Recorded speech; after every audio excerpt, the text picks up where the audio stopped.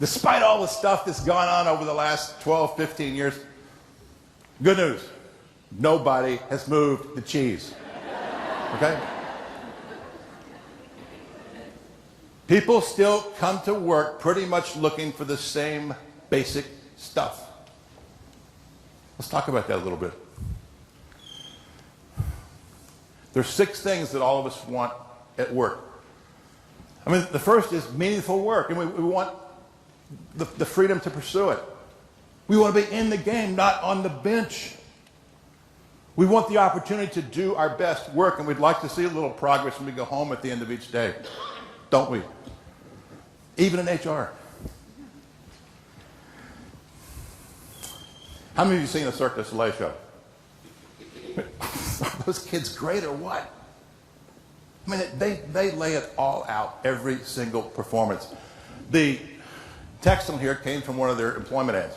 Take a look at the 3rd line down. It says you can come here and do work that is unique in the world.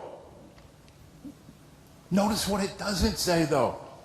It doesn't say come work for Cirque du Soleil and we'll pay you a lot of money. Or we've got a great 401k match. You can do work that's really unique. And you've been to the shows, as I have. It's pretty unique.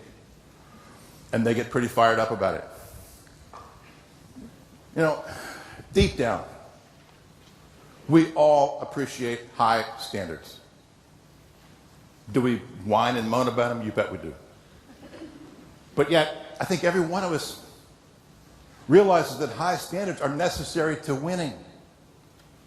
And nobody gets up in the morning and says, I want to go lose today. I want to hang out with I want to do some crappy work and hang out with some really mediocre people. No. So we get it when it comes to high standards. And in the words of that great management scholar, Jerry Garcia, said, look, you don't want to be just good. You want to be known as the only ones who do what you do.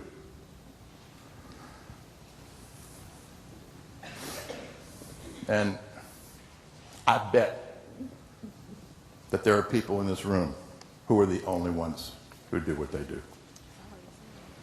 That's worth something. People want to read mysteries, not live them. I mean, despite the fact that we have more communications gear and doodads at our disposal today than any time in history, we still do a very poor job of making meaning and helping people understand where the organization is going, why it matters, why it should matter to them. We've got to get better at that. We want what I call balanced worth it's. Reciprocity. You're asking me to work a bunch of overtime, or you want me to take phone calls, work-related phone calls when I'm at home and I'm off and I'm tired, been at work all day long. Then I want to know, where are you going to be when I want to go to my daughter's school play, or when I want to go visit my aging father? At some point, it's got to even out. And yesterday, I sat in on Dr. Davis' session where she was talking about flexibility, and one of the things that struck me was she said that the employees of SHRM have said that SHRM's own employees, that flexibility is their #1 engagement driver. Well, kind of backs this up, I think. People want to know that they're not going to get screwed or taken advantage of. And in fact, when we're concerned about that, what happens? We back off, we slow down, because we've got to protect ourselves.